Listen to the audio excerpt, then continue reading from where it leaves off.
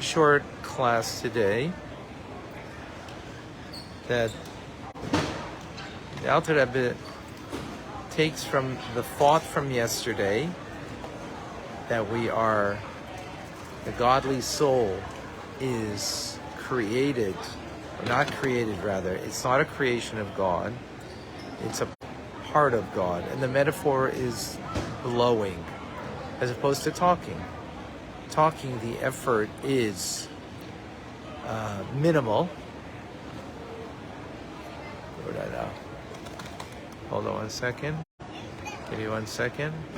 Okay, sorry.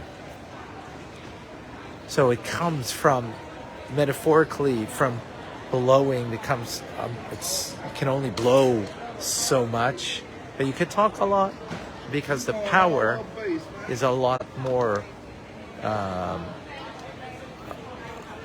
lot deeper than this power of speech. And that's all a metaphor. Just understand what we call internal and external. Internal means it's from a deeper place within God as opposed to external. So all of creation is external speech of God as opposed to the soul. The divine soul is internal, and that's the metaphor of breath. Now, in today's class, he just adds one point to this, and that is, there's a sense that spiritual beings, like angels, have a closeness to God. After all, they're God's messengers. After all, they are aware of God's greatness, much more than we are. But the fact is, they come from speech. They don't come from, which means external expression of God, as opposed to the internal expression of God, which is the breath that is blown into us, meaning a part of God that we have a piece of Him in our soul, and our godly soul is a piece of Him. So, where intuitively we feel that angels are greater, in fact they're not. They have a greater perception of godliness. That greater perception of godliness doesn't make them greater, doesn't make them more important. They serve a purpose, as opposed to the soul is the purpose, is an end in itself.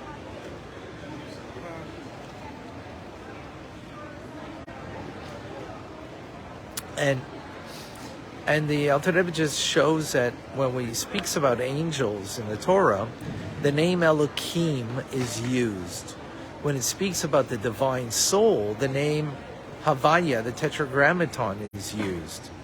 Now, when we use God's names, everything is in context, right? The name of God in one place means one thing, and another place means another thing. The same Tetragrammaton.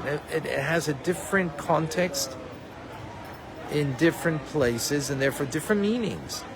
So when we speak about angels, the name Elokim is used. When we speak about soul, the name of Havaya, the Tetragrammaton, is used. It means to bring out the idea of internal versus external. Internal versus external. A means to an end rather than an end in itself. That is the distinction that we see in the Torah when speaking about souls, the Tetragrammaton, Shem Havaya, versus, when we speak about angels, the name Elokim is used.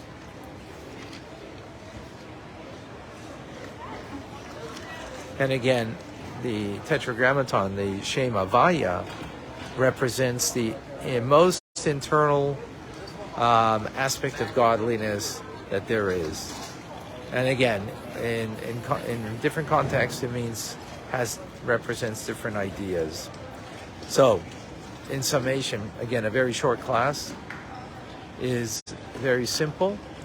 The godly soul is literally a part of God, whereas everything in creation, including spiritual elements of creation, including angels, that have a much greater awareness than we do of the divine, yet they're from the external aspect of the divine.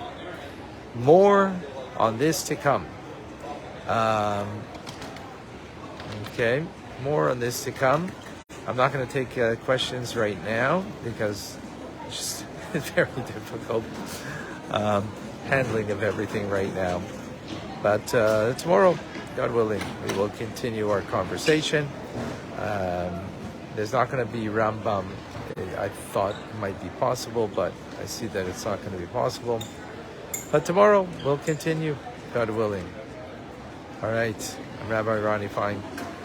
Just in case you didn't recognize me, because out of context, not the same context, they don't always recognize. I'm sure you do. Wishing you a wonderful day. God bless you, and thank you all for joining.